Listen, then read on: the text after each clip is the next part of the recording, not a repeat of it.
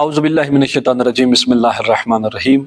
ماہ رمضان المبارک کہ جو اتنی عظمت کا حامل ہے،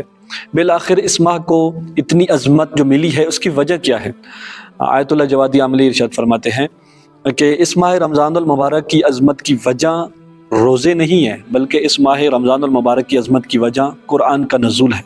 کیونکہ خداوند متعال قرآن حکیم میں ارشاد فرماتا ہے شہر رمضان انزل فیہ القرآن،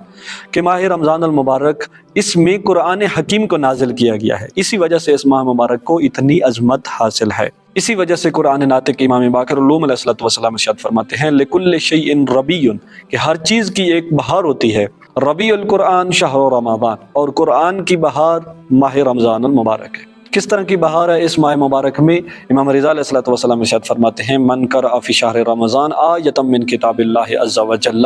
کہ جو بھی اس ماہ رمضان المبارک میں ایک آیت کی تلاوت کرتا ہے